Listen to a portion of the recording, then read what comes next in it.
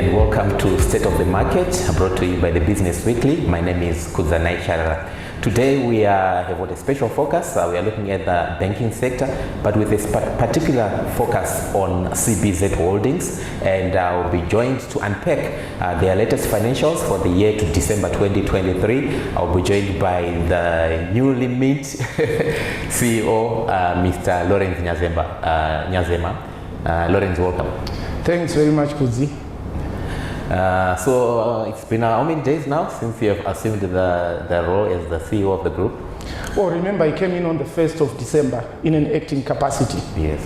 And then prior to that, I had been with the group for 3 years. So it wasn't exactly a new role. And I have to pay tribute to my former boss for allowing us to explore and work in various parts of the group. You may be aware that sometime last year, I temporarily moved away from the bank and I was acting in one of our enterprises called AgroYield. So it wasn't entirely a new position.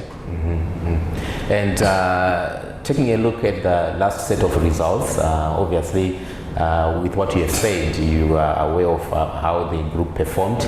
Can you take us through some of the major or key highlights of that performance? Okay, I suppose I'll start by setting the scene. If you look at events that were taking place globally, last year going into this year, a high number of elections in a number of countries, whether you look at Russia, you look at India, later on the States, closer home, South Africa. And you know when elections are taking place, that at times no more economic activity is disturbed by those elections. Again, at a global level, high inflation. If you go back to the States 2-3 years ago, you had inflation of around 7%. And most central banks were using interest rates to control inflation. I'll come back to that particular point when I look at our own results and our own banking sector, but that's a key one. You look at sub-Saharan Africa, sovereign debt stress is a significant issue. It is said, in my view, that almost 20% of national budgets are going towards debt servicing. So that's a key issue. Inflation also remains an issue, which means the cost of funding and the cost of executing projects is expensive. Closer home, you are looking at the drought, El Nino-induced drought, not only when it comes to Zimbabwe, but in the sub-region. With specific reference to Zimbabwe and to some extent South Africa, the PGM prices. On the positive side has been the upward increase in the price of gold. And I was looking at some numbers which were indicating that for the first 4 months of this year, we got 400 million from gold as a country. And if you look at the potential to year end, assuming the price of gold remains at 2,400 or thereabouts, that's 1.2 billion. So gold has been a good performer for us. The diaspora, and let me take this opportunity to thank our brothers and sisters and mothers and fathers out there in the diaspora. At least 2 billion is coming from the diaspora. And we have seen those funds going into consumption. We have also seen those funds going into private construction. It's amazing the number of construction projects that are taking place in the country. So gold and the diaspora has been supporting the economy despite headwinds that are coming from drought and headwinds that are coming from some low mineral prices, PGMs being an example. And do you think what we have gained through the prices of gold, do you think we can cover up for the losses or the reduced earnings that we are going to get from the PGMs? No, I don't think we can cover up. You may be aware that next week the miners are gathering in Victoria Falls. Yes. And the most topical issue is the need for incentives to save that sector. So we'll be looking to government to say, can we have some tax breaks for the PGM industry? So not only are we receiving less foreign currency from outside the market. But if government is going to be supporting that industry in a similar way to how it's supporting those affected by the drought, it means there will be more pressure on the fiscus. So I do not think we will fully compensate for our losses when it comes to PGMs by what we are gaining in gold. But my point is to say the impact is not as severe as it would have been if the price of gold had similarly come down, and the impact would have been much less, much higher if our diaspora, for one reason or another, had reduced rather than increased its support to the local economy. So given that environment, how well did the bank do in terms of its performance? Maybe starting with the top line.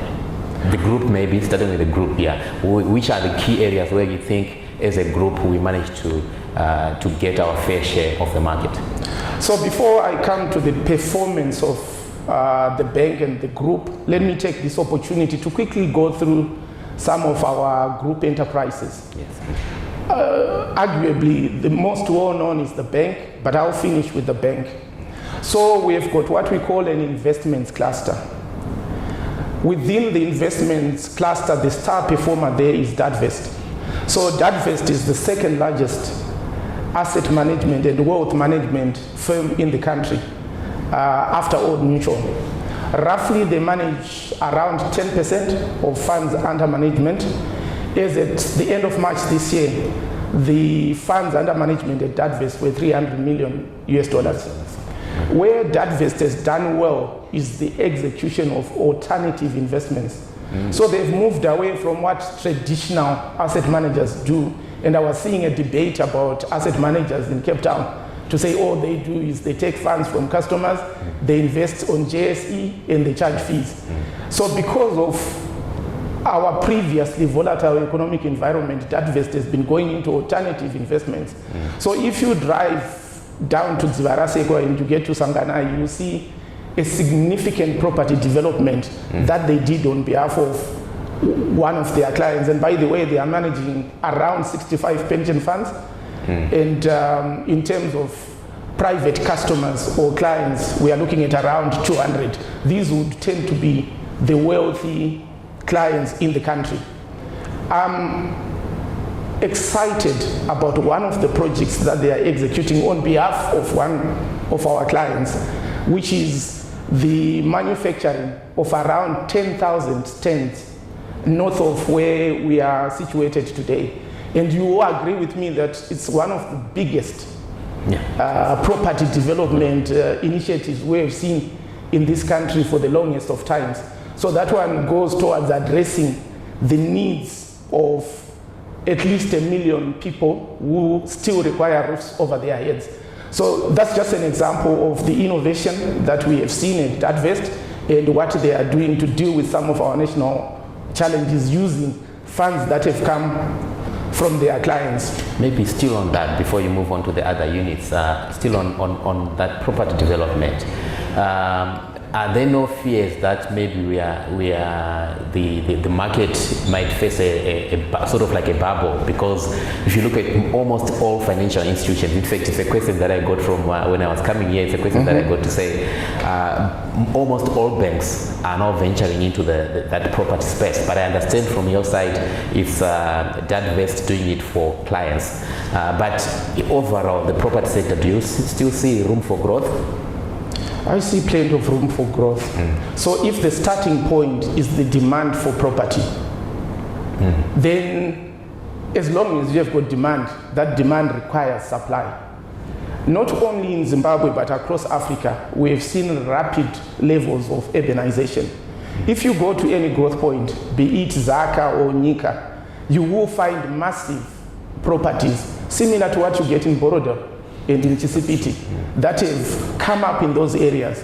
So gone are the days where we would say 70% of our people live in rural areas and will continue to live in rural areas.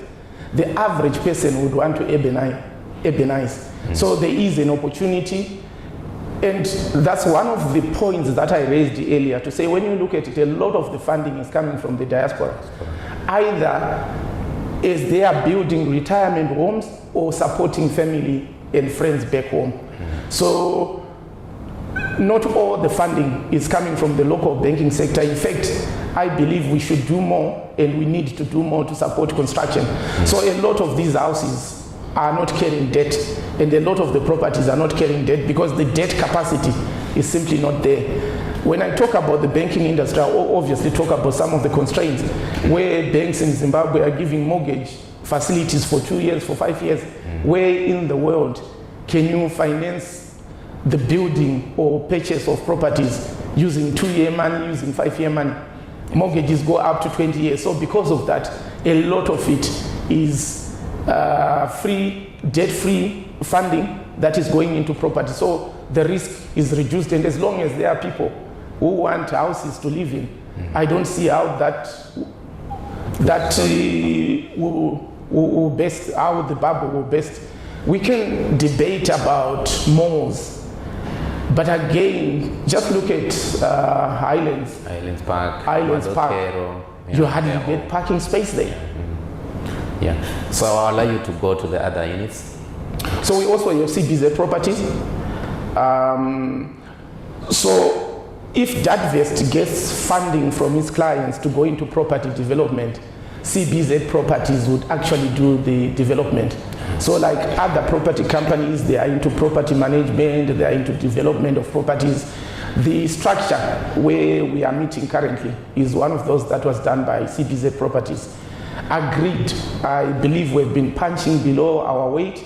And when I look at some of the exciting projects that have been going on in the land, we are equally excited about the prospects of CBZ properties. Again, within investments, we've got CBZ Advisory or CBZ Capital. It's an advisory firm, and I like how Patrick and his team have been building that business. We are doing pretty well, and the number of projects that they are looking into, whether it's capital raising or simple advisory work, has been increasing over the past year. So that's the investments cluster. We go to insurance cluster. We've got short-term insurance, we've got life insurance. We also have risk advisory, which is insurance brokerage and just the risk management capabilities. Risk advisory has been doing very well. The other two were partially affected by the impact of IFRS 17. You may be aware that the insurance industry has yet to deal with the impact of those accounting changes. But generally small, profitable insurance businesses, which also talks to some of the mergers and acquisitions that we are currently looking at, where we want to build scale in our insurance businesses. As an example, we also want to build the balance sheet of our property business. Not so much in banking. As you will be aware, banking, we are fairly well represented. But where opportunities arise, we simply also take advantage of those. So that's the insurance cluster. Then we've got AgroYund, which was a specialist agriculture lending business where we commercialized what used to be command agriculture. Yes, the market may not be aware that we've been doing a lot of cleaning up. I think the debt servicing ratios were not too good 3-4 years ago. I'm happy to say when it comes to the winter season, which is a more controlled agricultural program, mostly run by professional farmers, we are seeing debt service ratios as high as 90%. So you compare that with the 20s and 30s that we used to experience in that business, it shows you that we have turned it around. We've cleaned up the balance sheet. Yes, it's a smaller program, but we are happy that it's now a clean business. Are you still getting government guarantees on that one? We're no longer getting government guarantees. I always struggled with the prospect of us going to government to claim on a guarantee because what we would have learned would not have performed. And a government guarantee is primarily financed by the fiscus, and the fiscus is primarily financed by taxpayers. So effectively, you will be going to taxpayers and demanding that they compensate you for funds that were taken by some economic players who did not bother to pay back. So it creates a moral hazard. But looking at the last debt bulletin that was released by Treasury, there were some funds that were still owed. Are you still owed those funds? And what are your plans with those? Are you writing them off? What is the plan? Well, that talks to the legacy guarantees. We have largely been settled, and I'm happy that government has performed in terms of meeting the requirements of those guarantees. There are some financial instruments. So as long as those financial instruments perform, and I have no reason to believe they will not perform because they've been performing up till now, then that exposure will completely be extinguished. So the settlement has been agreed, has been done, but what we now need is the full execution of the instruments. So for example, if it's a promissory note, some of them will be maturing, say at the end of this year. So that's what we are waiting for, but up till now, they've been performing according to plan. But in cleaning the book and in terms of the numbers that you used to support with government guarantee and what you are doing now or using your own funds without any guarantees, how do you compare the numbers? So we are basically using third-party funds.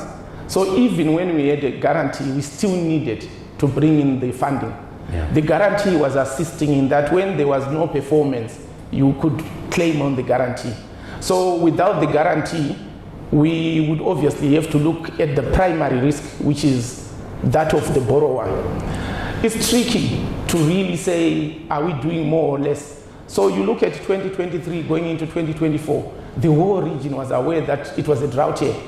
So even in terms of demand for funding coming from customers, it was much less than what we anticipate this year, for example, where the forecasts are indicating that it will be an above normal season. So there was depressed demand, but overall, we are doing less than what we used to do before. We have a balance sheet of around 50-60 million, which is reasonable when it comes to agriculture. But remember, agro yield is not our only play in agriculture. The bank actually does more than what we do at agro yield. Okay. You were talking about the units, so from agro yield, where do we go? We can come to the banking cluster. Yeah. The one that is also not well known in the banking cluster would be Red Sphere. Red Sphere is microfinance. Yeah, is the largest or second largest microfinance, depending on the point at which you are looking at the numbers, around 10 million in terms of the size of their book. A profitable business which has been growing, which is why now, about 4 years after it started, it's the largest in the market. It doesn't trade as CBZ, but it trades as Red Sphere.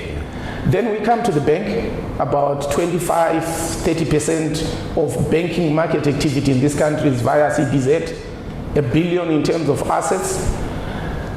The average Zimbabwean sees it as a huge bank, but when you look at continental and global comparisons, our banking sector is very small. On that one, how much is available from CBZ for lending? What's the size? Okay, I can talk about the balance sheet. Yeah. So allow me to start with the market. So when we look at banks in this country, we have around $2.7 billion worth of deposits. I would say around 90% of those would be in US dollars and other foreign currencies, given that we are in a multi-currency environment. Yes. In addition to the 2.7 billion, I would also say we have 400 million in lines of credit, which means total funding available would be around 3 billion, give or take. Out of that, the sector is lent out about 1.5, 1.6 billion. So roughly half has gone to loans. If you compare that with elsewhere in the region or globally, that's a low loans to deposit ratio. Yeah. I was looking at banks in Namibia, roughly they lend about 80% of their deposits, with 20% being reserved for liquidity. But for us, because of the multi-currency environment and because a lot of our deposits are demand or core deposits, we set aside a higher level to cater for the cash requirements. It's largely a cash economy, especially when it comes to foreign currencies. So if you look at what we have in our nostro accounts and in cash, almost $1 billion that we just set aside for liquidity purposes, so that when our clients want their money, the money is there. The last thing we want to do as a banking sector is to have issues with clients failing to withdraw their funds, given the lack of trust that has been there for a number of years in our banking sector. So we do set aside a reasonable level of liquidity. Then you would have a small amount in government securities. I'll probably put it at 300 million, thereabouts. So that would be the structure of the market balance sheet.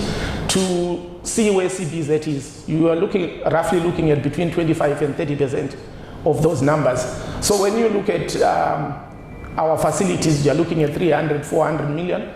When you look at our deposits, you're looking at almost $1 billion in terms of deposits. One of the key aspects of banking is to oil the economy. Given we are at half loan to deposit ratio, how do we get to 70 to 80 like in other markets? Yeah, so what we need to do is to convert the current account deposits into savings deposits and into fixed deposits. That will give us more comfort to lend out more of those deposits to the market. For example, if I take the 800 million that we have got in current accounts and we are able to put, say, 400 million of it in 1, 2, 3, and 5 year tenures, it means we can also mirror that by lending out of our 1, 2, 3, and 4. The danger with us having 95% of our deposits in current accounts, it simply means those deposits should be availed on demand. So you make a call to say how much of those of the what balances will you lend out. So, but the question still remains to say, as banks, what are we doing to make sure that we move the money from demand deposits to savings? What is stopping us from bridging that gap? Okay, so what we are also doing as a banking sector, I talked about lines of credit. So one of the sure sources of medium to long-term funding is lines of credit. The unfortunate thing right now about lines of credit, which takes me back to earlier points that I made, to say interest rates are high. So if you are a first-class bank in the States borrowing overnight money, as at yesterday you were paying around 5.5%. When those funds come to this part of the world, you are paying times 2 that. So if you are getting a line of credit at, say, 11%, at what rate do you lend to your customers in US dollars? Yes. Do you lend at 20%? They cannot afford 20%. So in as much as we would want to grow lines of credit, the reality is our customers and clients will not be able to take those funds, do profitable business using those funds and repay. So it then becomes a question of you looking at the credit risk as well as the need for us to grow the economy. You may have noticed that when the monetary policy statement was announced, there was an increase in statutory reserves for US dollar balances from 15 to 20%. And the message from our central bank was clear, to say, watch how you are lending. You will recall that some years back, probably 6-7 years, we had ZAMCO 1.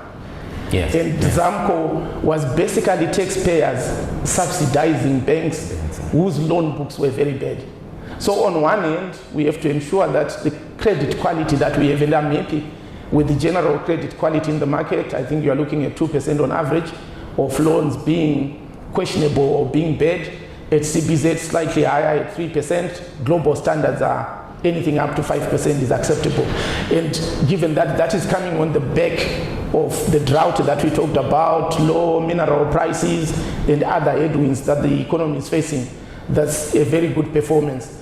Generally, when it comes to the CBZ performance, the market has always questioned the quality of our book. We have taken steps to clean up the bad loans that have been on our books. So over the last 2 years, we have been doing a lot of cleaning up, and I'm generally satisfied with the quality that we have, not only at the bank, at the microfinance rates here, at agro yield like we discussed earlier on, but more importantly at the bank, given that systemically it is an important bank for the economy. Therefore, if there is failure at CBZ, that's likely to be seen across the wider market. Thank you, Lawrence. You are watching State of the Market, and this week we have got a particular focus on CBZ, but also the banking sector as a whole. Still on that, one of the questions that I got from one of my colleagues when I was coming here was to say, there is a rumor that in the banking sector, as much as the multi-currency system has been extended to 2030, very few banks are lending up to 2030, but up to maybe 2028. What is the, maybe wearing your BAZ hat, you are the president of the Bankers Association of Zimbabwe, what is the average tenure in the market at the moment? Well, I think for your working capital facilities, those ones tend to be 1 year in tenure. For agricultural commodity financing, if you look at tobacco, the cycle is normally 18 months. From the time the tobacco seedlings are sold to the time we get the funds from international buyers. If you look at medium-term financing, CapEx for example, the average tenure would be around 3 years. The market does push out to 5 years. I think if there are some banks that are lending up to 2028, it's out of the need to be cautious. So it's unlikely that you get a bank that says, if multi-currency is ending on the 31st of December 2030, I will also have all my facilities ending on the same date. You are likely to push your facilities back by a year so that you give your clients enough time to pay. It's not every day that clients pay on the exact date that the loan is maturing. So you are likely to give yourself some extra time in case not everything goes according to plan. So I can understand if there are some banks that are going up to 2029. For the ones going up to 2028, I would encourage them to push out a little bit. A little bit cautious, too cautious. Yeah. Yeah. But let's come back to. But yeah. We didn't talk about our numbers.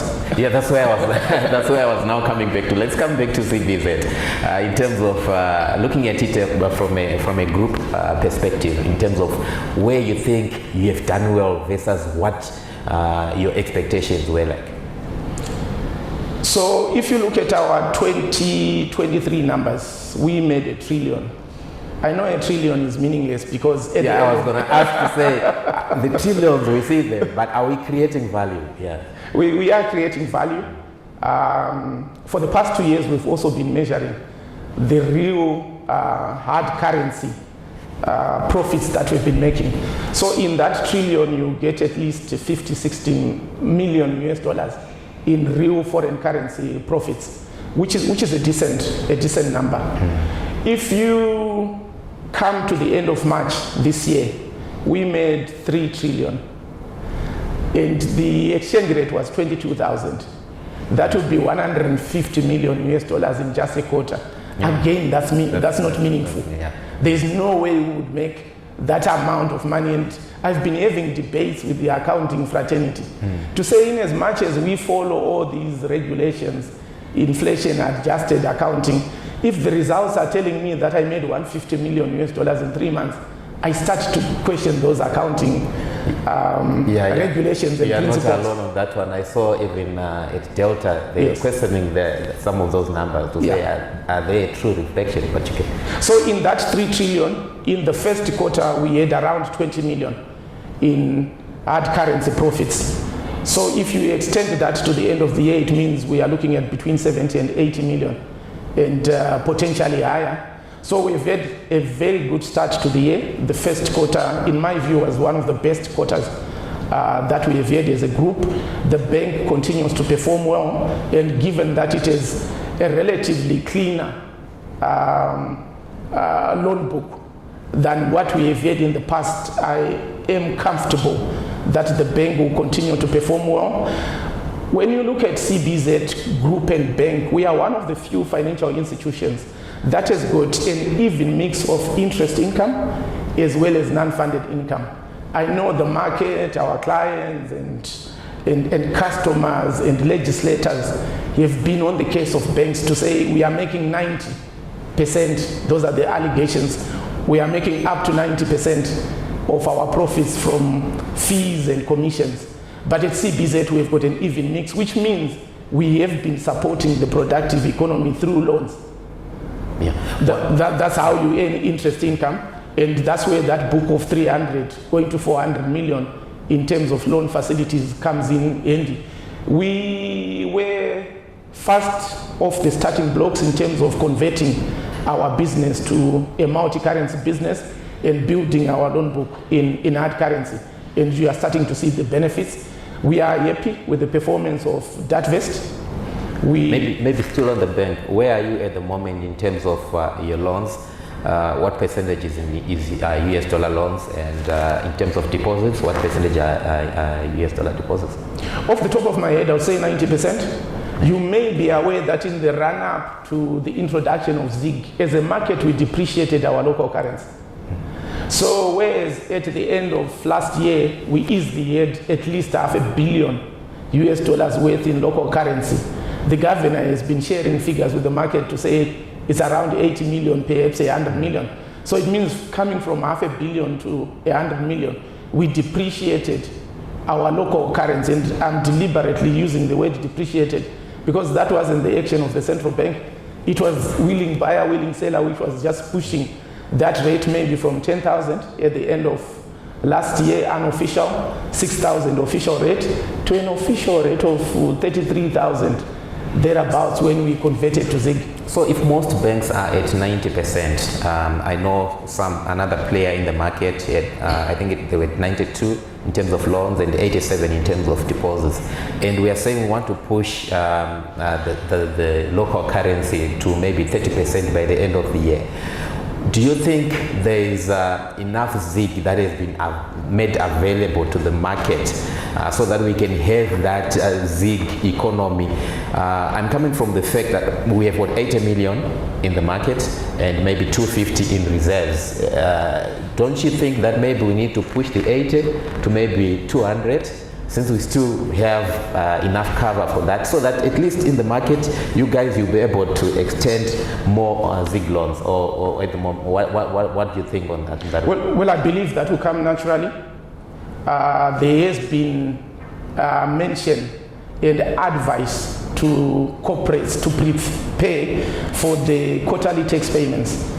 So we are about a month away from 25 June, by when corporates have to pay the first portion of the corporate taxes that are due. So a lot of those, as well as government payments, will be paid in ZIG. That will create demand for ZIG. And if there isn't enough ZIG and the market has got foreign currency, that's a perfect recipe for us to bring in more ZIG, which will be supported by the foreign currency. I've seen a lot of debate by economists where they will be saying there will be need to print ZIG at some point. Whether you call it printing, for me, I'm not concerned, because you have more ZIG, which is supported by more reserves. So we can get to the 30% by government creating demand. So there's also been debate about the need for the fuel sector, for example, to sell their product in ZIG.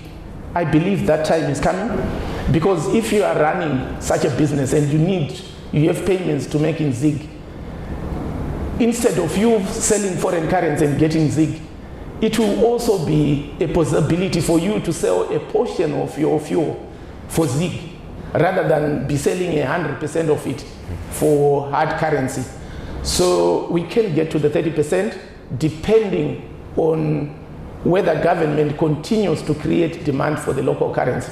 As long as a lot of government, and I'm not just talking about central government, it's both central and local government. In my view, around 40% of the economic activity revolves around local and central government. Therefore, if most of their payments are going to be demanded in ZIG, it means we can easily get to the 30%. And like I said, I'm not concerned about the inflationary impact of that, because the ZIG that would have been introduced in the market will be supported by hard currency. Before we move to the other units, staying with the bank, I was looking at your numbers. I think there was a higher growth in your interest expenses as opposed to the growth on your interest income. Can you speak to that? Yes, Yeah. It's a line that we have been debating. Remember earlier on I said banks in this country are lending lines of credit at around 10-11%. And the question has been, why don't you pay local customers an interest rate? So as CBZ, we have taken the lead in terms of paying interest to our customers, especially those who are prepared to move their balances from current accounts into savings accounts and also into fixed deposits. You also see elements of lines of credit coming through. Up until about a year ago, we were 100% reliant on our own customer deposits. But for us to continue supporting the economy, back to your challenge, we have seen the need for us, being the largest financial player in the country, to also seek lines of credit. We should be expecting around 80 million to be coming through from one institution and another 20 million, which will make it 100. So and it will add to how much? So far, how much do you have already? We are around 40 million, I'm embarrassed to say, because there are much smaller banks that have got more. But it's a double-edged sword in that when you get lines of credit, you are creating a hard currency liability on your balance sheet, which you cannot escape from because the provider of the funding is from outside the country who want to be paid when the time comes. Yes. So we have been cautious in terms of growing our lines of credit. Our balance sheet will probably allow us to go much higher, even up to 500 million. But we are not in a rush to get to 500 million in terms of lines of credit. It will be a measured approach that says we want to be able to repay all our foreign creditors when the time comes, whether the underlying debt performs or not. And the last number on the banking side, and I think this one, a lot of people are interested in the number. When I was looking at the bank's numbers in terms of your income, I think the second biggest was actually cash withdrawals. Can you speak to that? Yes. And again, it's one of those areas where clients and customers and regulators and legislators have been on our case about. A lot of the cash withdrawals that we have in the banking sector are for hard currency. You may be aware that when we get cash, ZIG, coins and notes from our central bank, they do not charge us for those notes and coins. But when it comes to foreign currency, we do not have a similar arrangement with the Federal Reserve Bank in the States. Neither do we have a similar arrangement with the South African Reserve Bank. So when we source notes and a little bit of coins, but mostly notes from outside the country, it comes at full cost. So if you look at our expense lines, you will also see a high level of expenses that goes towards sourcing those banknotes. We mostly do it through third parties, and almost 90% of that cost is logistics. To get the cash into the country, the insurance that is related to it, we charter planes. So it is a costly business, but we do it because we have no option, given that is what our customers demand. So in other words, it might show on your income, but it's also on the expenses side. Yes. And maybe the last one on that. So just before we leave that one, there's also been questions around mutilated notes. That's why I was. It's like you are reading my mind. I was gonna say when I was on radio this morning, I said I'm going to meet the BIZ president, and one of the questions was to say what's happening with the torn and soiled notes, because we are being charged or discounted when we bring them to the bank. So again, just like when we bring in the notes, there's a cost. When we take out the notes, there's a cost. So simplistically, what we will be doing is depositing those notes into our account. But if they are soiled, there will be costs related to it. Not only in terms of a percentage that we are charged, but we are it's also the time value of money.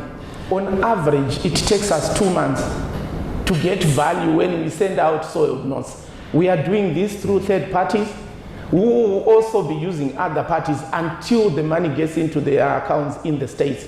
Then they will transfer value to our accounts in the States as well. So if we were to export those soiled notes today, expect value in 2 months' time. And what we normally do is we give clean notes to those with soiled notes upfront. But in addition to the time value of money, there's also a cost related to us engaging third parties in that service. It all comes back to the point that I raised earlier on to say we do not have a direct relationship with the Fed and other central banks whose notes and coins we use, which is why we ended up having a multi-currency environment, whereas in other dollarized economies, they will be having a direct link and they actually get their supplies from the Fed whereas for us, it's going indirectly to the Fed either to get new notes or to deposit the soiled ones and get value for those. Yeah, and wearing your BIZ hat, what do you say to Zimbabweans who say that local banks are overcharging us in terms of whether it is transaction charges, withdrawal charges, and all sorts of charges? What do you say to that? So it's partly true. So if we go back to the main line of business for banks, which is lending, if you were borrowing in the States, your bank is likely, when it gets short, borrowing at 5%. And I have given the example of us getting funding at 12%. Therefore, your lending rates, even for US dollars, are likely to be ×2 what somebody is getting in the States. But our levels have been reasonable. When I compare the lending rates for US dollars in Egypt, in South Africa, they are not too different from what you see in Zimbabwe. Again, when it comes to lending, there was a period when the minimum lending rate was 150%, and part of it was regulated. So you'd simply have to pass on the cost. Then when it comes to cash, I think I have explained why foreign cash is expensive. When it comes to other areas, because we have been encouraging our customers to use electronic means of doing business, which is either point of sale or just transferring funds electronically. There are other costs that we take from our clients but pass on to either service providers or regulators. A famous or infamous one is IMTT. So you will be aware that even for foreign currency, the IMTT was recently increased to 2%. So in as much as we want to charge as little as possible, if we are charging, say, 1% for a POS transaction and the tax is 2% of the amount, it means we end up charging 3%, not because we are keeping the 3%, but we are passing on to other service providers. So that's the reason that on average we tend to have higher costs. It's a small industry, I indicated it's a small industry, so as the industry grows, it also means the cost to serve is likely to come down, but we continue to encourage our customers to use electronic means. In the meantime, we are talking to those that have got taxes and other costs so that they reduce the cost and the taxes come down. And coming back to the group, where else are you creating value where you think you have got stellar performance?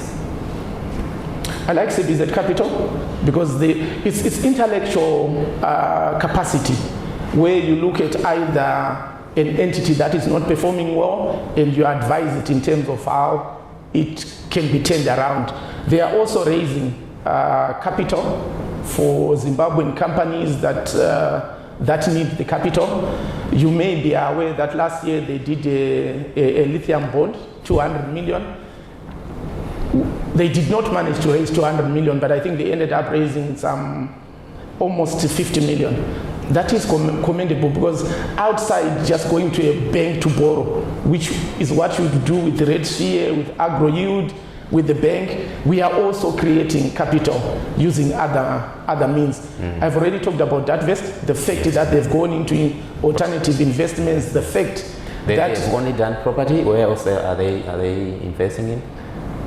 Largely property. You may be aware that they've also done a REIT, yes, where one of their clients is actually going onto an urban renewal program, which is required. So property is not the only play. We are also looking at other interventions across the rest of the economy. Red Sea, another stellar performance. Agro yield has turned the corner. We see a bright future for agro yield.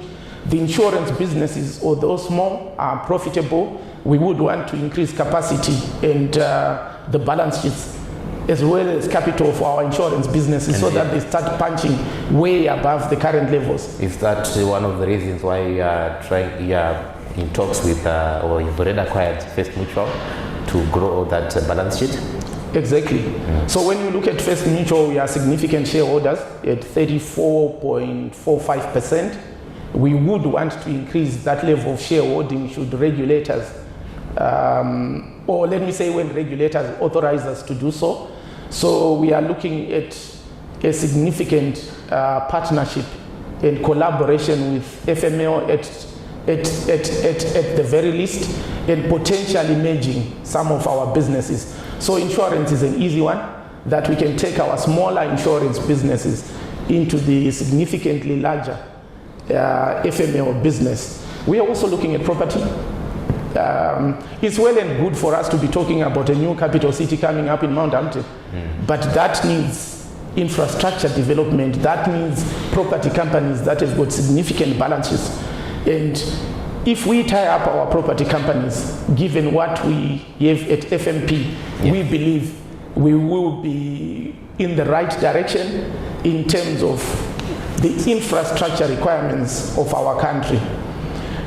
You also look at asset management. Currently at Dadvest, we are around $300 million funds under management. I would want to believe First Mutual would be having around 200 million. So it means when you combine those two, potentially you have $500 million worth of funds under management, and you'll be on the road to having $1 billion funds under management. Remember, I talked about the impact that the likes of Dadvest are having when they deploy those funds into the rest of the economy.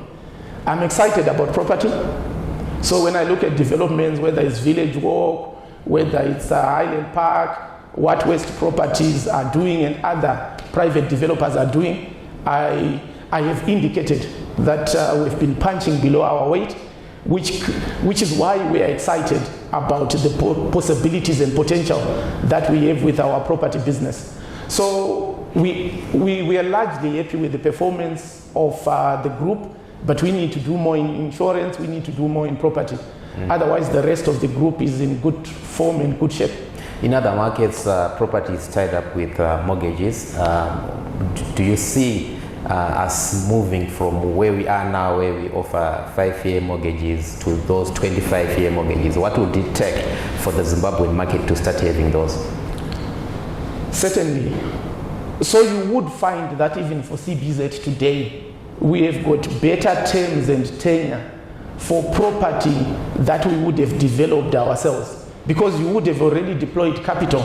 Therefore, you are under less pressure than, for example, if you develop on behalf of somebody who wants to be paid.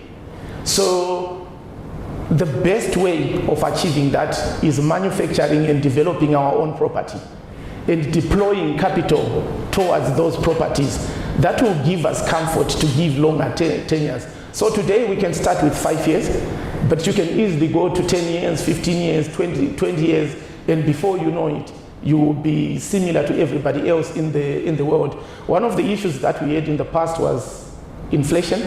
So once inflation is under control, it will give us better capability to lengthen our tenures. Whether that inflation and the currency of trading is US dollars or is ZIG. So as long as you have dealt away with inflation and you've got low levels of inflation, you will be able to offer the standard products and even more innovative products than what you actually see in the rest of the world. And I do not doubt the capability of Zimbabweans when it comes to innovation. I don't know whether you are aware that in the mid-90s we were already doing derivatives. Yes. Before even South Africa was able to do derivatives. But all that went away largely because of the volatility that we had in the local currency. And maybe in terms of I think the viewers will not will not forgive me if I don't talk about the macro level in terms of the banking sector, the issue of ZIG. Do you think the drip feed method, or is it model that they are using, is good enough to make sure that the currency is entrenched? Because at the moment people are creating their own change using tokens, using tickets. What do you think is the best way of introducing? I know there are fears of the past in terms of inflation. What do you think is the best way of doing it? Well, I'm not sure when you say drip feeding. I was listening to the governor. We haven't seen the ZIG. I was listening to the governor the other day, and he was encouraging combi or commuter operators, as well as supermarkets and those in the retail sector, to go to their banks and get ZIG, not only in large denominations but also in smaller denominations. And I have no reason to doubt the commitment that is there from the central bank. So when you look at it, the whole introduction of ZIG is supposed to be positive, in that it deals with the change problem that we have been talking about. Yes, banks have been getting ZIG coins and notes from the central bank. We can debate long and hard whether it has been enough, whether it has been, whether there's been drip feeding into the market. But whenever you introduce a new currency, it's likely to take time before the market gets saturated. We are not seeing high levels of deposits coming back. So it means it's one way until the market gets saturated. Personally, I gave it at least a month, going to 2 months, before we see enough levels of notes and coins circulating in the market. We continue to liaise and have discussions with the central bank.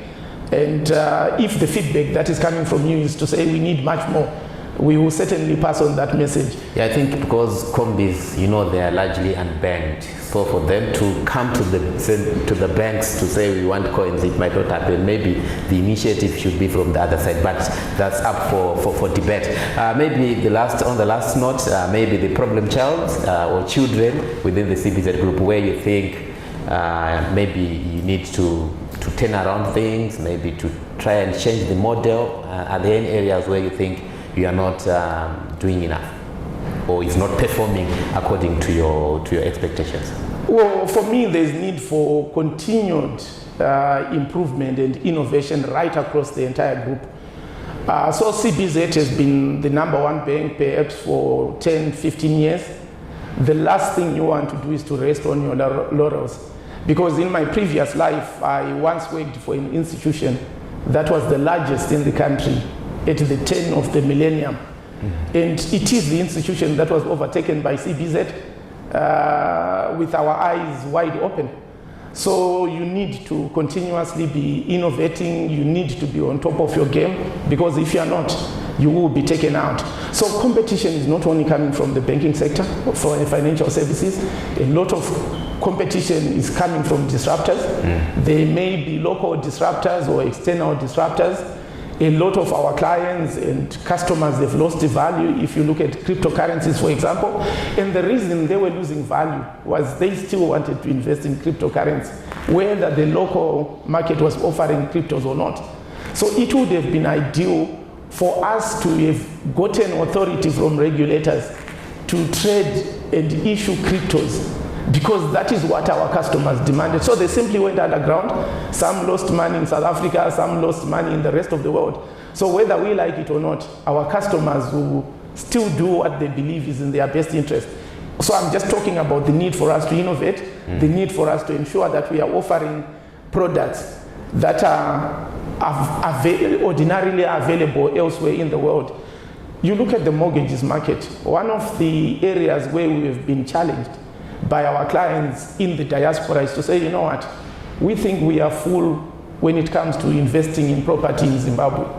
What can you do for us to also invest in other areas of the world?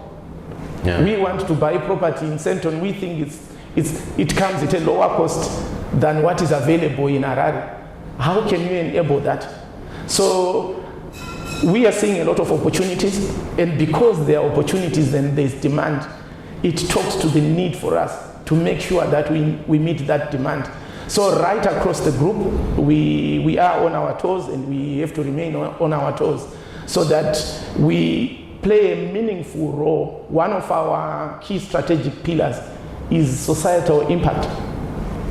So we want to get to a stage where there is running water in all our urban areas, where there's good road network, where we have regulated schools and centers of education. I've always argued that one of our best exports has been talent and skills. How do we ensure that 20 years from now, we are still number one or in the top 3 in Africa?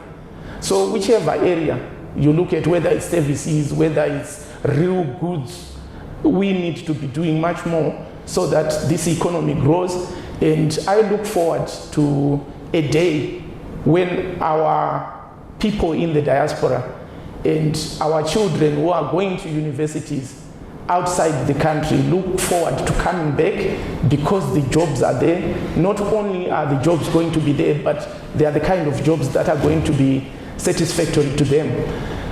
We have got good talent when it comes to IT in this country. It's said that some of that talent is now being packaged, not as Zimbabwean talent.